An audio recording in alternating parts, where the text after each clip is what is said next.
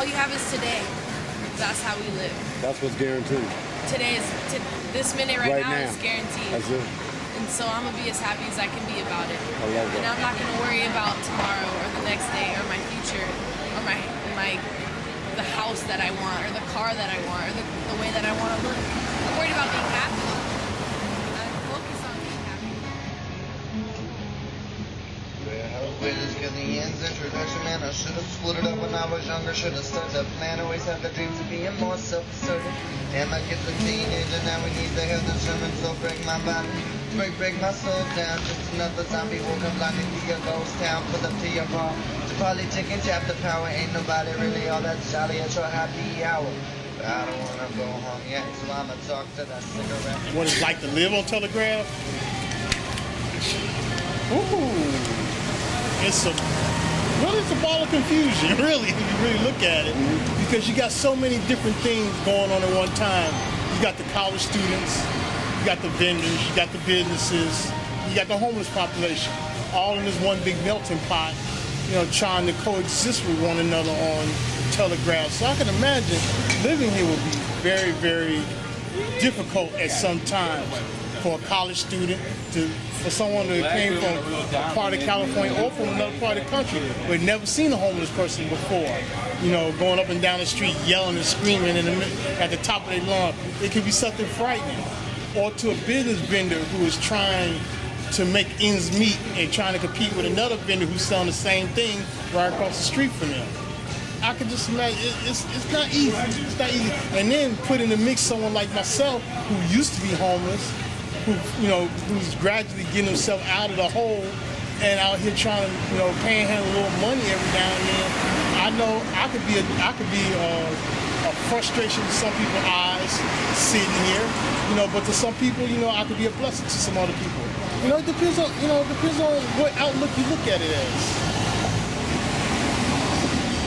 So, how long you guys been living on Telegraph? Here in Berkeley about a year now. About a year? Where are you from? I'm originally from Nevada. I grew up in Minnesota. Shit. Been on the road off and on since I was 11. How old are you now? 21. 21? How old are you?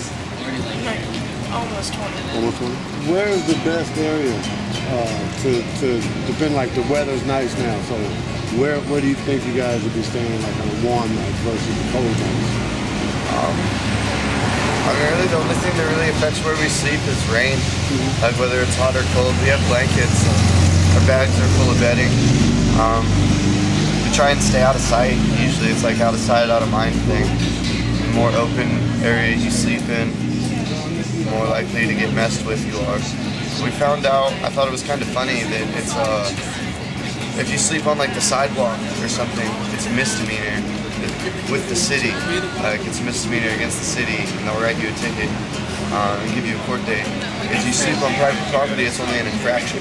So it's less of a charge. Oh my God. It's less of a charge to go and find somewhere that's on private property than it would be to just sleep on public property. Right. And that's the reverse of what I thought it would be. I thought that it would be more cool to find a little outlet like this where it's to the side and sleep on this. But no, apparently it's better to go like we were sleeping inside that gate right there.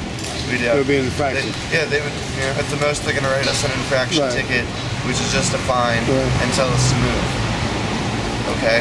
Wow. We'll pack up and go. Take the little ticket. Right. So that's crazy. And when it rains, we have to find like doorways that have shelter that are far enough. She rides a bike. I have a skateboard. We have the animals. Our bed's big enough to accommodate both of us. We have a tarp, a couple blankets. So we were sleeping for a while. Like before we had the guitar, our day bags, and the pets. It was like we just use our backpacks as pillows, pull a tarp over us, and sleep out in the rain. We'd be just fine.